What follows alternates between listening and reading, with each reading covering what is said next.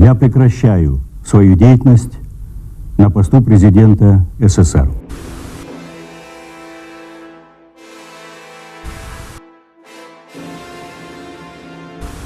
This could happen again. 1905, 1917, 1991. Whenever Russia has been faced with decisive military defeat and economic catastrophe, the result has been the collapse of the state. With Putin's army facing decisive reversals in Ukraine and sanctions crippling the Russian economy, could a military defeat in Ukraine trigger the collapse of the Russian state? What would that look like? Could Russia break up into secessionist republics? And what would the collapse of Russian power mean for stability in the region? Find out in this video. In Russia, widespread censorship makes it difficult to access news not approved by the Kremlin. At the same time, many Western countries have banned Russian outlets from the media space. If you want to overcome censorship and have free access to any media you want, consider signing up for ExpressVPN. With ExpressVPN, you can change your location and get unrestricted access to any news and media from anywhere in the world, including Russia. So if you want to help out the channel and avoid censorship, as well as getting 3 months extra free of ExpressVPN, go to expressvpn.com/mytake. Link in the description. Back to the video. The loss of Crimea.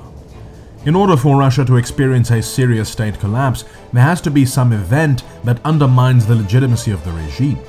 So far, we've seen that even in the face of multiple failures, Putin's regime continues to hold strong.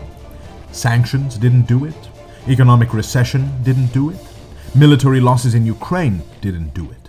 Even mobilization didn't do it. None of these challenges produced anything more than sporadic protests against the regime. In fact, despite these failures, Putin continues to enjoy widespread support from the Russian population. So what could break the faith the Russian people have in their leader? The answer is the loss of Crimea. Many people in the West don't understand the importance of Crimea in the Russian popular imagination. So let's take a step back. 1783. That's the year Crimea became part of Russia after it was conquered from the Turkish Ottoman Empire. 1944. That's when Joseph Stalin deported the native Crimean Tatars from the peninsula after he accused them of collaborating with the Nazis, giving Crimea a solid Russian ethnic majority. 1954.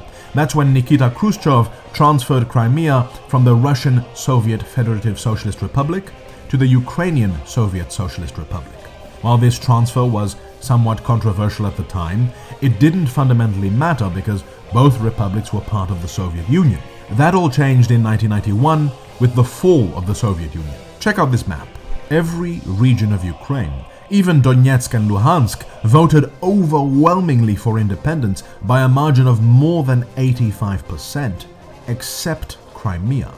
Only 54% of Crimeans voted for independence because many still felt a strong connection to Russia. Over the next 20 years, Crimea became a hotbed of separatism and pro-Russian sentiment, even attempting to declare independence in 1992. Throughout the 2000s, polls consistently showed that between 60 and 70% of Crimeans were in favor of joining Russia. Meanwhile, in Russia, the status of Crimea was a controversial topic long before 2014, with Russian politicians including Boris Yeltsin openly questioning whether Crimea should be a part of Ukraine. From the perspective of the Russians, Crimea, which had been part of Russia since the founding of the United States, had been illegitimately transferred to Ukraine and now contained a Russian ethnic majority that felt trapped in a country they didn't feel part of. From the Russian perspective, Crimea should be part of Russia and historically has been. For Russians, giving Crimea to Ukraine felt like a historical injustice. So when Putin illegally annexed the region in 2014, the decision was greeted with celebrations across Russia. 86% of Russians supported the annexation, and Putin's approval rating surged to 88%. Even Mikhail Gorbachev and opposition leader Alexei Navalny supported the annexation. For Russians, Crimea was returning home, and the near bloodless annexation of Crimea is a critical part of Putin's legacy as president. So what happens if Putin loses Crimea? Now it goes without saying that this would be difficult for Ukraine to achieve. Take a look at this map. Crimea is only connected to the rest of Ukraine by a thin strip of land, which makes it virtually an island in military terms, easy to defend and difficult to attack. The fact that it has an overwhelmingly pro-Russian population doesn't help either. But suppose that Ukraine succeeds in retaking Crimea. Think about what that means. Russians had their country sanctioned, their economy tanked, hundreds of thousands of men were mobilized or forced to flee the country, and over 100,000 men died, all for nothing. All because of Putin's failed leadership. And not only will the war have cost them all this, but they will have less territory than they started the war with, including their beloved Crimea. That could trigger a wave of anger in the Russian population. Soviet collapse 2.0. Military defeat has always been a catalyst for state collapse in Russia. In 1905, Russia was defeated by Japan, triggering a popular uprising. In 1917, Russia lost to Germany, triggering the Russian Revolution and the collapse of the Russian Empire. In 1989, Russia withdrew from Afghanistan, which provided a catalyst for the collapse of the Soviet Union. In all these cases, soldiers returning home from the war to a country in disarray were a catalyst for revolution and the collapse of the state. If Russia were to lose Crimea, hundreds of thousands of war veterans would return home to a Russia with little economic or social future and humiliated in war, and realize that their sacrifices in the war were for nothing. This could trigger either a popular uprising or, more likely, a military coup. Now, I have a video that goes into more detail on how realistic that is, but let's roll with the scenario. Suppose the coup succeeds. What happens if the Russian state collapses? In the wake of a military defeat, a power struggle would emerge between different factions within the Russian elite. Economic collapse would disrupt the power structure inside Russia. Currently, all power and wealth, in the form of control over major industries, flows from Putin.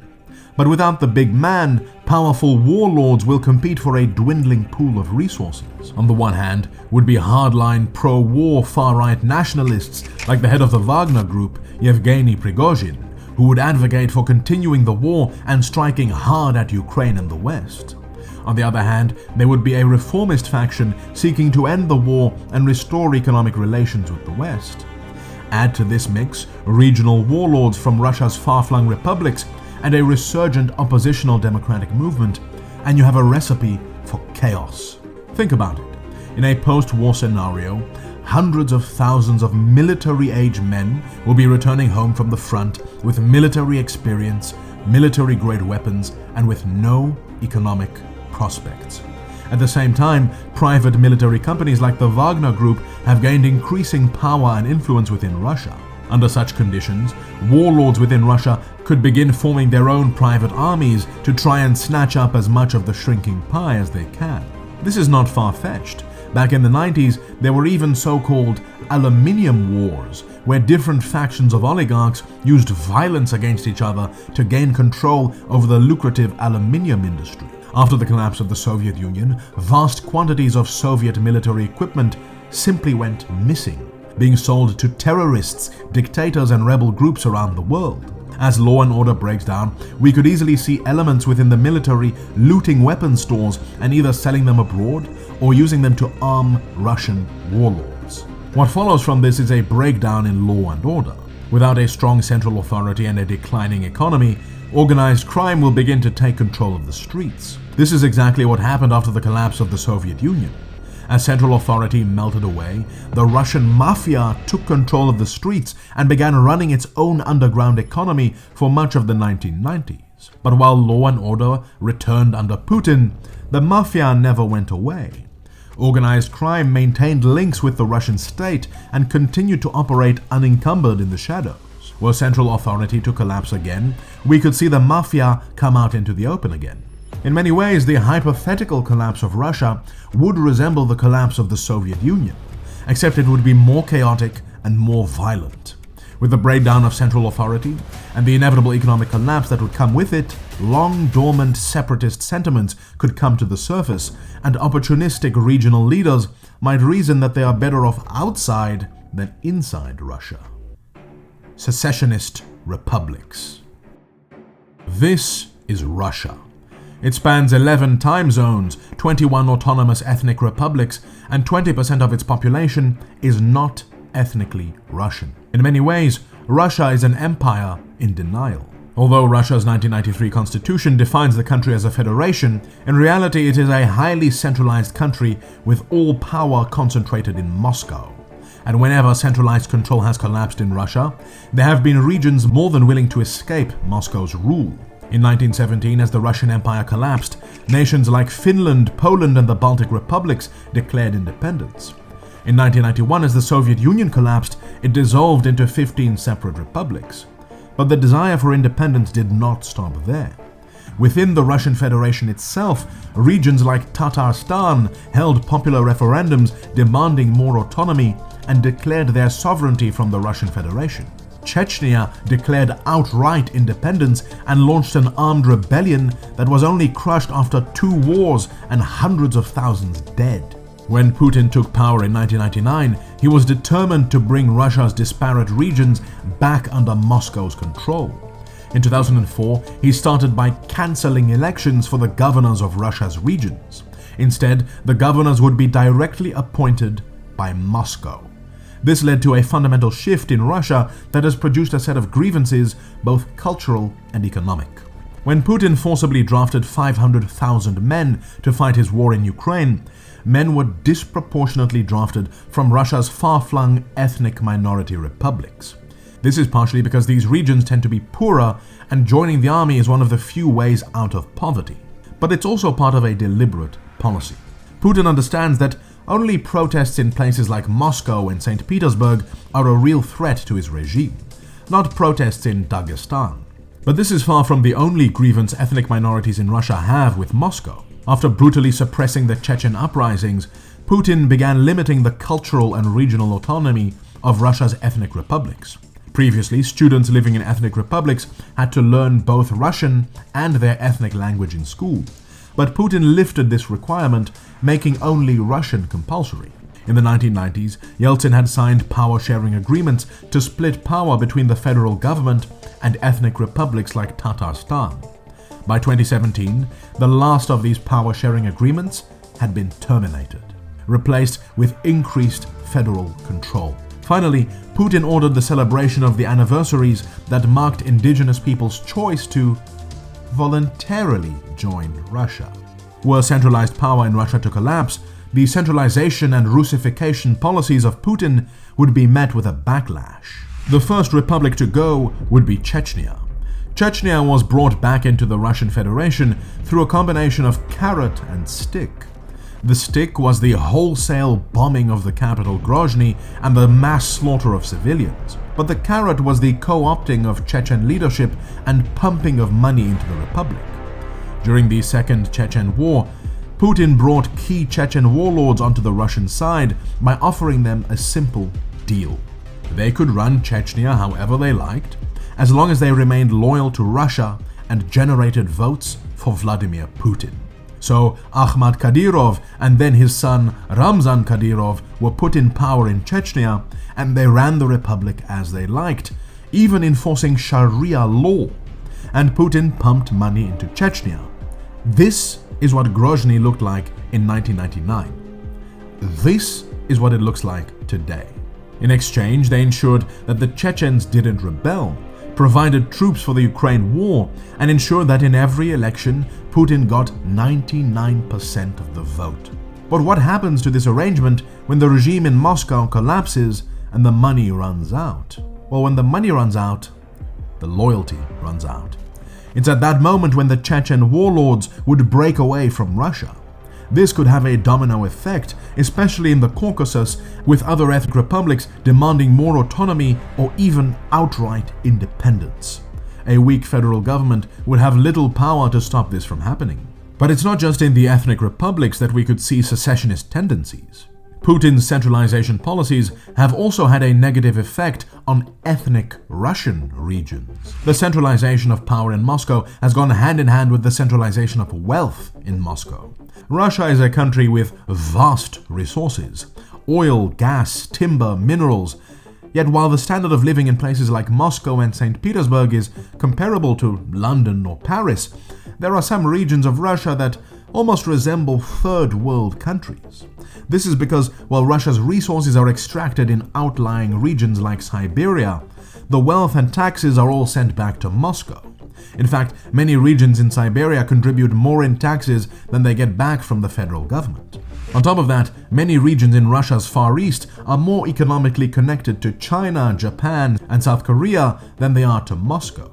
Think about how these grievances would manifest in the event of state collapse. Imagine you're a regional governor in a Siberian province with vast oil and gas deposits. The Moscow government is bankrupt and weak. Federal subsidies have fallen, and you're struggling to finance healthcare and education for your region or pay bribes to your loyalists. At the same time, you're still expected to transfer billions in oil and gas revenues to Moscow. What do? You could ally with other regional elites and mobilize your population to start demanding a greater share of the revenues for your region. If Moscow refuses, you could start using the threat of secession as a bargaining chip, and before you know it, you have a fledgling independence movement. Add some foreign backing from countries interested in your oil resources, and you have a half-decent shot at independence. And there is a precedent for this. In the early 1990s, after the Soviet Union collapsed, 40% of ethnic Russian regions pushed for greater autonomy and sovereignty, much like the ethnic republics. So it's not unrealistic that for economic and geographic reasons, far-flung Russian regions might begin to agitate for autonomy in a weakened Russia. But there are also reasons why this won't happen. The Russian Federation is not like the Soviet Union. For starters, the Soviet Union was only 51% Russian, while Russia is 80% ethnic Russian. The Soviet Union was made up of 15 large constituent republics with huge ethnic minority populations and relatively developed economies that could all reasonably become viable independent states. On top of that, according to the Soviet constitution, they had the legal right to secede. By contrast, the various republics making up Russia are much smaller and more economically dependent on the federal government, and therefore unlikely to survive as viable independent states. On top of that, of the 21 ethnic republics, 9 actually have ethnic Russian majorities. While the various republics of the USSR bordered on foreign countries, most of Russia's autonomous republics are fully surrounded by Russian territory. Take Tatarstan, for example. It's completely surrounded by Russia. If it were to become independent, it would still be completely dependent on Russia and therefore be independent in name only. Finally, many of Russia's regions are not necessarily clamoring for independence. They merely want their grievances dealt with. In other words, more cultural, political, and economic autonomy from Moscow. This means that if the federal government is willing to share power, it could avert a domino scenario of republics declaring independence. This, of course, all depends on who's in power in Moscow. But the consequences of the collapse of the Russian Federation won't just be felt inside Russia. The fall of the empire. While Russia lost any ability to project power globally after the fall of the Soviet Union, since 1991 it has played a somewhat constructive role as a regional policeman, preventing conflicts from getting out of hand. If Russia collapses, this stabilizing force will disappear and frozen conflicts will reignite. In fact, this is already happening. In the Caucasus, Azerbaijan has taken advantage of Russia's weakness and the distraction in Ukraine to launch a new war against Russian ally Armenia. In Georgia, politicians have threatened to start a war to take back the separatist regions of Abkhazia and South Ossetia, which Russia captured in 2008. In the event of Russian collapse, these regions would lose Russian protection, and Georgia would almost certainly try to take them back. We would also see attempts by Moldova to take back the Russian-backed separatist region of Transnistria. These attempts to take back Russian-occupied territories could be achieved through negotiated settlements, but would very likely involve violence. As central authority in Moscow collapses, countries in Russia's backyard will start taking advantage of its weakness to strike back. At the same time, traditionally pro-Russian nations will begin to turn away from Moscow. Armenia, a member of the CSTO or Russian NATO, requested military support from Russia against Azerbaijan, but only received diplomatic gestures, forcing it to turn towards Iran for protection. With the collapse of Russia, Armenia will have no choice but to seek other allies. At the same time, two other CSTO members, Kyrgyzstan and Tajikistan, have launched attacks against each other over disputed border regions. Once the Russian policeman leaves Central Asia, we will begin to see more intensified border conflicts between Kyrgyzstan, Tajikistan, and Uzbekistan over the ethnically diverse and poorly drawn borders in the Fergana Valley. As Russia's geopolitical influence crumbles, as the empire falls, chaos and instability will follow both within Russia's borders and in neighboring states. This leads us to an interesting conclusion. While the collapse of Russia is being hailed as a positive outcome by some pro-Western and Ukrainian commentators, it is not so. A collapsed Russia will mean that a nuclear-armed state could collapse into instability and civil war. During the collapse of the Soviet Union, several nuclear missiles went missing. Fortunately, most of the nuclear weapons were accounted for, and those which ended up in other states like Ukraine and Kazakhstan were peacefully transferred to Russia. But in the event of Russian collapse, the transition would not be so orderly. If Russia violently broke apart, we could see multiple unrecognized states emerging that are armed with nuclear weapons.